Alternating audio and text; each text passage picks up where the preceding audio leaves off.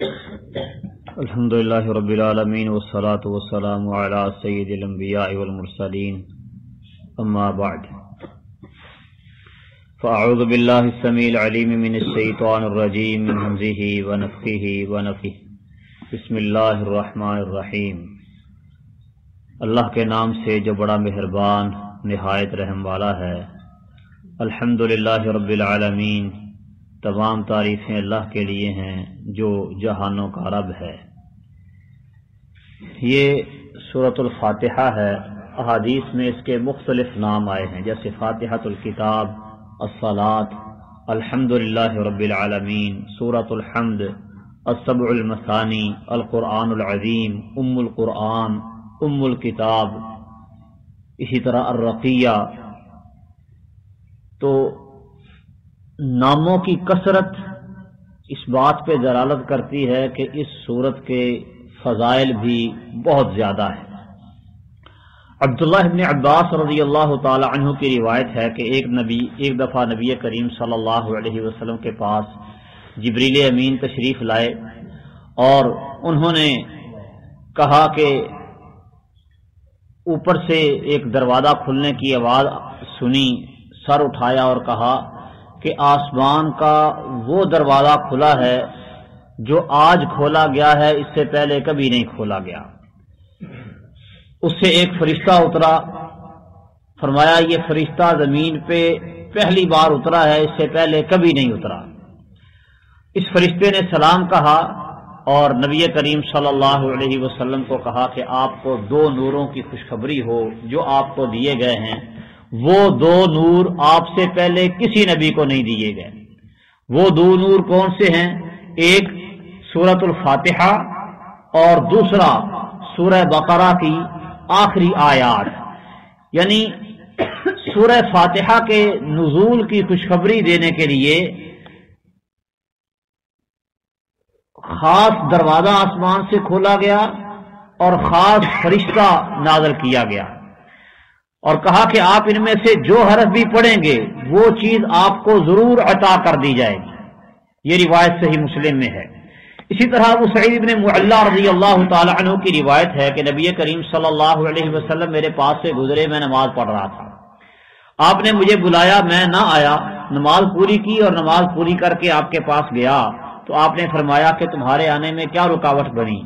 میں نے عرض کیا کہ میں نماز پڑھ رہا تھا تو رسول اللہ صلی اللہ علیہ وسلم نے فرمایا کیا تم نے اللہ تعالیٰ کا یہ فرمان نہیں سنا، استجیبوا للہ وللرسول اذا دعاکم لما یحییکم، کہ اے اہل ایمان اللہ اور اس کے رسول کی دعوت قبول کرو۔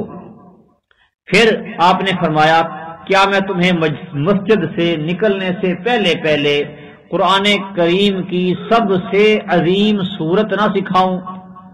پھر نبی کریم صلی اللہ علیہ وسلم جب مسجد سے نکلنے لگے تو میں نے آپ کو یاد دلایا کہ آپ نے میرے سے یہ وعدہ کیا تھا کہ مسجد سے نکلنے سے پہلے میں قرآن کریم کی سب سے عظیم سورت تمہیں سکھاؤں گا۔ تو آپ نے فرمایا الحمدللہ رب العالمین ہی سبع مثانی ہے اور یہی قرآن عظیم ہے۔ سبع مثانی یعنی 7 بار بار پڑھی جانے والی آیات، اور یہی قرآن عظیم ہے الذی اوتیتہ، جو مجھے دیا گیا ہے۔ اللہ سبحانہ و تعالی نے فرمایا ہے نا وَلَقَدْ آتَيْنَاكَ سَبْعًا مِّنَ الْمَثَانِي وَالْقُرْآنَ الْعَظِيمِ، کہ ہم نے آپ کو سبع مثانی اور قرآن عظیم عطا کیا ہے۔ تو یہ سورہ فاتحہ ہی سبع مثانی ہے اور یہی قرآن عظیم ہے۔ اسی طرح ابو سعید خدری رضی اللہ تعالی عنہ کی روایت ہے، کہتے ہیں کہ ہم ایک سفر پر تھے، راستے میں اترے تو ایک لڑکی آئی اور کہنے لگی کہ قبیلے کے سردار کو کسی سانپ نے کاٹ لیا ہے اور ہمارے لوگ موجود نہیں ہیں، مرد موجود نہیں ہیں، تو کیا تم میں کوئی دم کرنے والا ہے؟ تو اس کے ساتھ ایک آدمی گیا جس کے متعلق ہمیں دم کرنے کا گمان تھا، اس نے دم کیا، وہ تندرست ہو گیا۔ سردار نے اس کو 30 بکریاں دی اور ہمیں دودھ پلایا۔ جب وہ واپس آیا تو ہم نے اس سے پوچھا کیا تم اچھی طرح دم کرتے تھے اس سے پہلے بھی، یعنی کہ؟ تو اس نے کہا کہ نہیں، میں نے تو صرف ام الکتاب پڑھ کے دم کیا ہے۔ ام الکتاب یعنی سورہ فاتحہ۔ تو جب نبی کریم صلی اللہ علیہ وسلم کے پاس ہم جب تک نہ جائیں گے اس وقت تک ہم کچھ نہیں کریں گے۔ مدینہ میں آئے، اس کا ذکر کیا تو رسول اللہ صلی اللہ علیہ وسلم نے فرمایا کہ آپ کو کیسے معلوم ہوا کہ یہ رقیہ ہے، یعنی سورہ فاتحہ دم ہے؟ اس حدیث میں دو نام ذکر ہوئے، ایک ام الکتاب اور دوسرا الرقیہ۔ تو فرمایا کہ بکریاں تقسیم کر لو، وَضْرِبُوا لِي مَعَكُمْ سَهْمًا، اور میرا بھی اس میں سے حصہ رکھو۔ یہ صحیح بخاری کی روایت ہے۔ صحیح مسلم کی روایت میں وضاحت ہے کہ دم کرنے والے خود سیدنا ابو سعید خدری رضی اللہ تعالی عنہ ہی تھے۔ اسی طرح خارجہ بن سلط رضی اللہ تعالی عنہ کے چچا علاقہ بن سحار تمیمی رضی اللہ عنہ بیان کرتے ہیں کہ وہ نبی کریم صلی اللہ علیہ وسلم کے پاس حاضر ہوئے، پھر واپس گئے تو ان کا گزر کچھ ایسے لوگوں کے پاس سے ہوا، یہ ابو داؤد کی روایت ہے، جسے انہوں نے زنجیروں کے اندر جکڑا ہوا تھا، زنجیروں میں باندھا ہوا تھا، پاگل آدمی لوہے کی زنجیروں میں جکڑا ہوا۔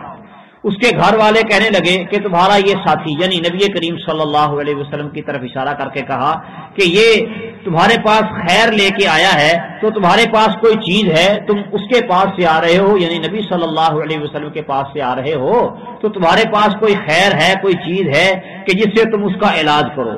فرماتے ہیں کہ میں نے سورہ فاتحہ پڑھی، اس کو دم کیا، وہ تندرست ہو گیا، تو انہوں نے مجھے 100 بکریاں دی۔ میں رسول اللہ صلی اللہ علیہ وسلم کے پاس گیا، آپ کو سارا واقعہ کہہ سنایا، تو آپ نے پوچھا کیا فاتحہ کے علاوہ بھی تو نے کچھ پڑھا تھا؟ میں نے کہا کہ نہیں، یعنی صرف فاتحہ پڑھ کے دم کیا تو وہ پاگل آدمی جو زنجیروں میں جکڑا ہوا تھا وہ بالکل تندرست ہو گیا، بری ہو گیا بیماری سے۔ آپ نے فرمایا بکریاں لے لو، میری عمر کی قسم، جس نے باطل دم کے ساتھ کھایا وہ جانے، تم نے تو لقد اکلت برقیۃ حق، حق کے دم کے ساتھ کھایا ہے، یعنی سورہ فاتحہ کے ساتھ دم کرنا برحق ہے، اور اس کی جو تم نے اجرت لی ہے یہ بھی برحق ہے۔ اسی طرح ابو ہریرہ رضی اللہ تعالی عنہ کی روایت ہے، نبی کریم صلی اللہ علیہ وسلم فرماتے ہیں کہ جس نے نماز پڑھی اور اس میں ام القرآن نہ پڑھی تو وہ نماز ناقص ہے، 3 مرتبہ فرمایا۔ تو ابو ہریرہ رضی اللہ تعالی عنہ سے کسی نے کہا کہ ہم امام کے پیچھے ہوتے ہیں، تو فرمایا اپنے دل میں پڑھو، کیونکہ میں نے نبی کریم صلی اللہ علیہ وسلم کو یہ کہتے ہوئے سنا کہ اللہ تعالیٰ نے فرمایا ہے کہ قسمت الصلاۃ بینی و بین عبدی، میں نے صلاۃ کو، نماز کو اپنے اور اپنے بندے کے درمیان تقسیم کر دیا ہے، نصفینی، 2 برابر برابر حصوں میں، تو میرے بندے کے لیے وہ ہے جو یہ مانگے گا۔ تو جب بندہ الحمدللہ رب العالمین کہتا ہے تو اللہ تعالیٰ فرماتے ہیں میرے بندے نے میری حمد کی۔ جب بندہ الرحمن الرحیم کہتا ہے تو اللہ تعالیٰ فرماتے ہیں اثنا علی عبدی، میرے بندے نے میری ثنا بیان کی۔ جب وہ مالک یوم الدین کہتا ہے تو اللہ تعالیٰ فرماتے ہیں مجدنی عبدی، میرے بندے نے میری تمجید، میری بزرگی بیان کی۔ اور کبھی فرماتا ہے کہ میرے بندے نے اپنا آپ میرے سپرد کر دیا۔ پھر جب وہ ایاک نعبد و ایاک نستعین کہتا ہے تو اللہ تعالیٰ فرماتے ہیں ھذا بینی و بین عبدی ولعبدی ما سأل، یہ میرے اور میرے بندے کے درمیان ہے، اور میرے بندے کے لیے وہ کچھ ہے جو اس نے سوال کیا، یعنی میری ہی عبادت کرے، میرے علاوہ کسی کی عبادت نہ کرے، مجھ سے مدد مانگے، میرے علاوہ کسی سے مدد نہ مانگے، تو جو یہ مانگے گا اس کو ملے گا۔ پھر جب وہ اہدنا الصراط المستقیم صراط الذین انعمت علیہم غیر المغضوب علیہم ولا الضالین کہتا ہے تو اللہ تعالیٰ فرماتے ہیں یہ میرے بندے کے لیے ہے، اور میرے بندے کے لیے وہ ہے جو اس نے مانگا، یعنی اس کو صراط مستقیم بھی مل گئی، ان لوگوں کا راستہ جو انعام یافتہ ہیں، اور مغضوب علیہم اور ضالین کے راستے سے یہ بچا لیا گیا۔ جس طرح رسولوں کے مراتب میں فرق ہے، ان میں سے بعض افضل ہیں۔ ہمارے نبی کریم صلی اللہ علیہ وسلم پوری اولاد آدم کے سردار ہیں۔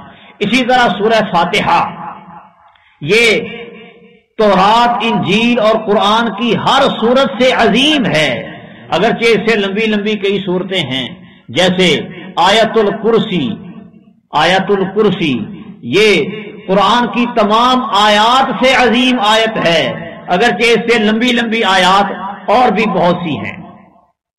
اور اس حدیث میں الصلاۃ یہ نام ذکر ہوا ہے سورہ فاتحہ کا، تو سورہ فاتحہ کو فاتحہ اس لیے کہتے ہیں کہ اس سے کتاب کا آغاز ہوتا ہے، فاتحۃ الکتاب ہے۔ نماز میں قرات کا آغاز بھی اسی سورت سے ہوتا ہے، اس لیے بھی اسے فاتحہ کہا جاتا ہے۔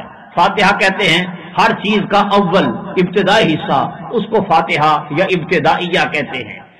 اور الحمدللہ رب العالمین بھی اس سورت کا نام ہے، کیونکہ اللہ تعالیٰ کی جامع حمد اس سورت کے اندر موجود ہے۔ سبع مثانی اس لیے سورت کا نام ہے کیونکہ یہ بار بار ہر نماز کی ہر رکعت میں یہ دہرائی جاتی ہیں، نماز کے علاوہ بھی کثرت سے پڑھی جاتی ہے۔ ام القرآن اور قرآن عظیم اس لیے کہ مختصر طور پر قرآن مجید کے تمام بنیادی مضامین اس میں آ گئے ہیں، باقی قرآن ان بنیادی مضامین کی تفسیر ہے۔ اللہ تعالیٰ سمجھنے اور عمل کرنے کی توفیق دے۔ وما علیہ الا البلاغ۔